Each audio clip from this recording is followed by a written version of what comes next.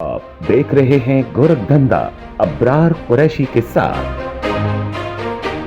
कराची में पेश आने वाले वाक़े के बाद वर्षा को उनके लवाहकीन की जली हुई लाशें तो ना मिल सकी, लेकिन उसी जहाज़ के मलबे से करोड़ों रुपए बरामद हुए। ये किस्सा क्या है और SOPs क्या होते हैं, ये रकम कैसे मिली? जब हमने PIA के हुकाम से कंफर्म किया, जो तर्जमान है PIA के, तो उन्होंने भी इस बात की तस्दीक की कि कराची के अंदर हालिया दिनों में जो PIA का त्यारा हादसे का शिकार हुआ था, उसके मलबे से 3 करोड़ रुपए मिले और जिनमें से बाज़ नोट जो हैं वो जले हुए थे और मोस्टली जो रकम काउंट की गई वो तकरीबन 3 करोड़ रुपए है। लाहौर से कराची आने वाले त्यारे में मुसाफिर तो आ सकते हैं, सारी चीज़ें हो सकती हैं, उनका सामान आ सकता है, लेकिन वहाँ पे 3 करोड़ रुपए कैसे आ गए? ये आज का एक बड़ा सवाल है जिसके ऊपर हम रोशनी डालेंगे। यानी कि हादसे के बाद जब मलबे से लाशें तलाश करने की कोशिश की, लोगों के सामान को देखा गया तो वहाँ से 3 करोड़ रुपए मिले। बात इसके ऊपर सोचने और समझने वाली ये है कि SOPs जो हैं PIA के मुताबिक कि कोई भी शख्स जो है वो बिना तस्दीक के या दिखाए बगैर जो नगद रकम होती है उसको लेके नहीं जा सकते। हाँ, इस सूरत में कि अगर कोई मनी एक्सचेंजर है तो वो रकम लेके जा सकता है, लेकिन उसके बावजूद इतनी बड़ी तादाद में रकम वो भी नहीं लेके जा सकता। मगर अगर किसी ने छुप छुपाए ये रकम वहाँ पे उस त्यारे में, उस जहाज़ के अंदर लेके गया, वो शख्स शायद अल्लाह को प्यारा हो गया हो। ये किसकी रकम थी, ये सब कैसे हुआ, किसी ने उससे पहले बताया भी नहीं, किसी ने जाहिर नहीं किया, और 3 करोड़ रुपए की रकम इस बात को जाहिर करती है कि पाकिस्तान जैसे मुल्क के अंदर जहाँ पे हमारे सियासतदानों ने, जहाँ पे हमारी हुकूमतों ने, जहाँ पे हमारी ब्यूरोक्रेसी ने इससे कबल उनके घरों के अंदर जब छापे पड़ते रहे, तो वहाँ पे भी हमने देखा कि करोड़ों रुपए के जो नोट थे, जो रकम थी, वो नकदी मिली और मुल्क के अंदर कहा गया गुर्बत है, मुल्क के अंदर कहा गया हालात ख़राब हैं, इफ़रात ज़र पैदा हो चुका है, हम ज़्यादा नोट नहीं छाप सकते। बात को दूसरी तरफ लेके जाते हुए कि जब PIA के हुकाम से हमने कंफर्म किया तो उनका कहना था कि बिल्कुल ये बात 100% दुरुस्त है कि 3 करोड़ रुपए की रकम मिली और जिनमें से बाज़ नोट जले हुए थे। उनकी काउंटिंग करने के बाद PIA के हुकाम इस बात को के ऊपर इन्वेस्टिगेशन कर रहे हैं कि पता लगाया जाए कि ये रकम किसकी थी। अगर वो शख्स उस हादसे में जहाँ बाग हो गया तो उस सूरत में इस रकम का मालूम करना कि ये किस की थी, ये तो नहायत ही मुश्किल होगा। लेकिन ये तो हकीकत है कि लाहौर से कराची आने वाले उस त्यारे से 3 करोड़ रुपए मिले।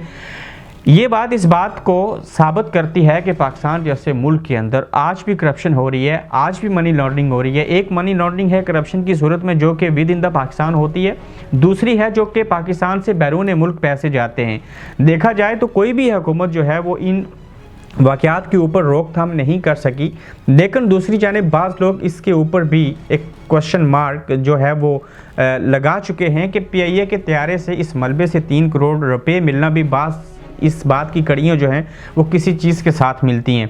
माजी के अंदर भी देखा गया कि जिस एयरपोर्ट के अंदर हंगामी लैंडिंग के कोई इक़दाम नहीं थे, कभी कोई इन्वेस्टिगेशन नहीं हुई, जब भी कोई वाक़या होता है उसके बाद हम कहते हैं कि हम एक्शन लेंगे, फ़लाँ चीज़ करेंगे, होता कुछ नहीं। और इसी तरह से जहाँ पे कई दर्जन के करीब जो हैं वो लोग मर गए किसी की गलती की वजह से, जैसे भी हुआ, उससे कबल भी ये हादसात होते रहे। अगर उन लोगों को इंसाफ नहीं मिल सका जो मर गए, उनकी जली हुई बेशक वो बॉडियाँ, वो मैयतें वर्षा तक अभी तक नहीं पहुंची।